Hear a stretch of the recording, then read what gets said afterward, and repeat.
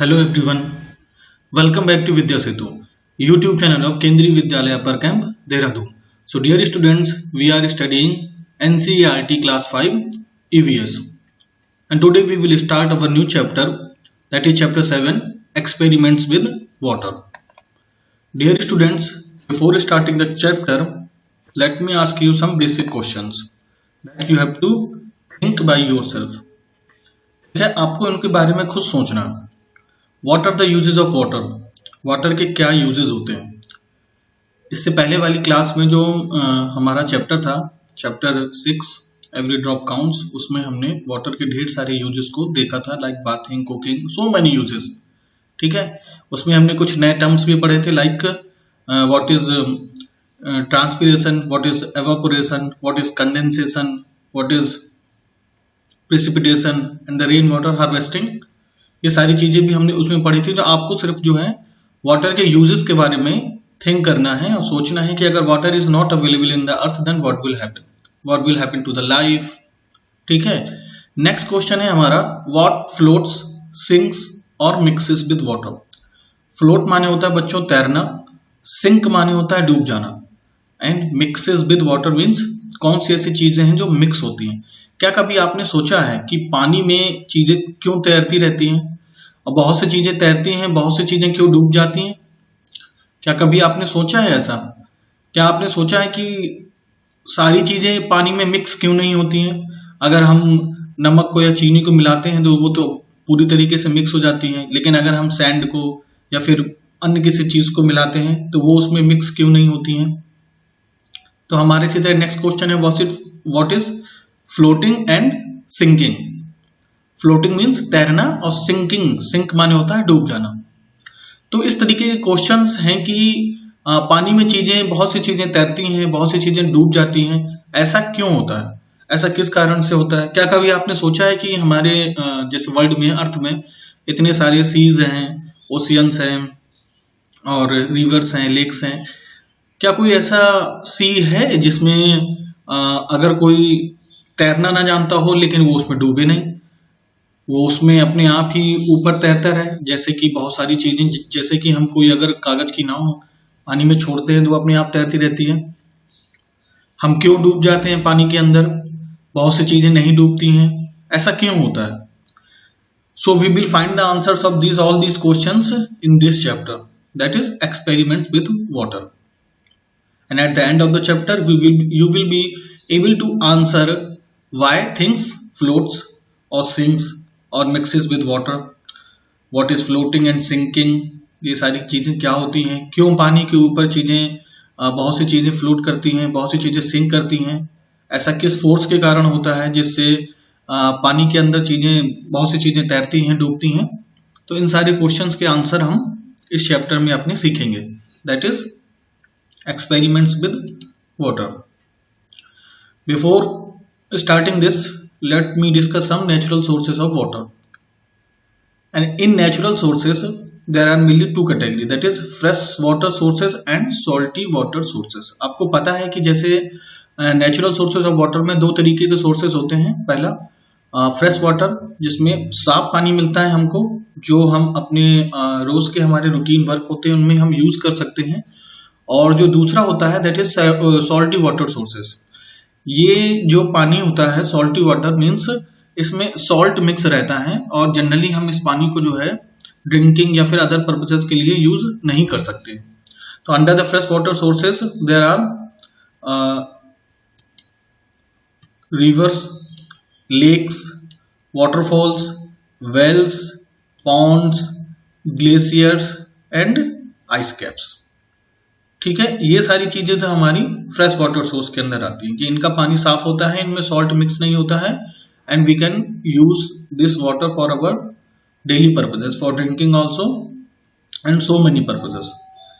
And under the salty water, the main sources of salty water is seas, oceans, salty lakes. और इनका पानी जो क्या होता है, काफी सॉल्टी होता है. तो we can not drink salty water as it is harmful to our body, and we can also not perform various daily life activities with these salty water.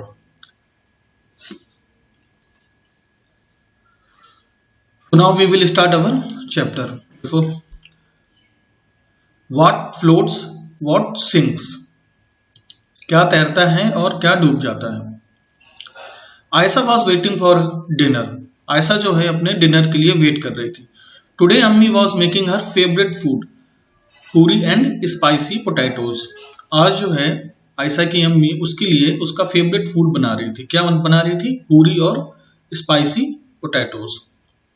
Ayesha watched as her mother rolled out the puri, Ayesha देख रही थी कि जब उसकी mummy पूरी को bell रही थी and put it in the hot oil, और जब उसको गर्म तेल में डाल रही थी इसको, पूरी को, she saw that at first the puri sank to the bottom of the pan, उसने देखा कि पूरी जो है डालने के बाद पैन के बॉटम में सैंक कर गई, मीन्स डूब गई। As it puffed up, puffed up माने होता है फूलना, ठीक है। The puri came up and started floating on the oil, और जैसे ही पूरी तेल में डालने के बाद फूल गई, पूरी जो है ऊपर आ जाती है और तेल के ऊपर जो है फ्लोट करने लग जाती है। अब आयशा सोच रही है ऐसा क्यों हुआ।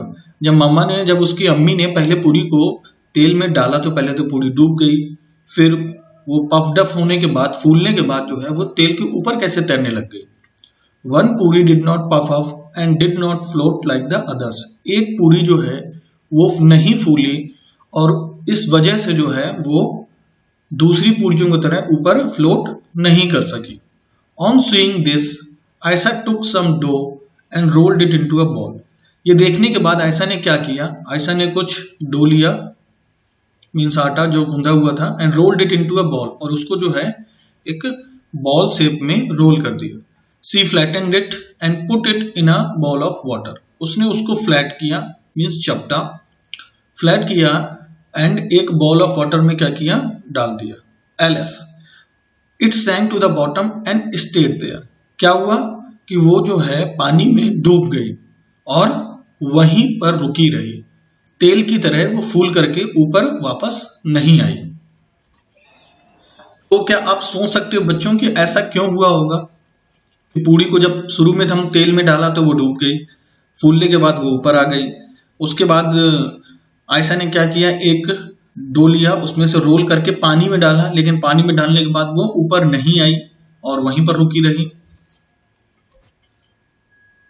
जैसा कि आप इस वीडियो में देख सकते हैं, ये हमारा पैन है जिसमें, और हमने ये इसमें पूरी डाली, देखो पहले डूब गई है और फूलने के बाद देखो ये पूरी ऊपर की ओर आ जाती है।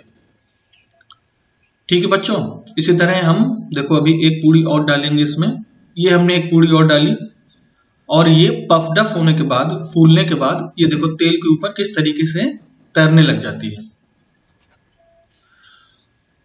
Now there are some questions in the book. Think what would happen if Aisha put a puffed puri in a ball of water. Would it sink or float?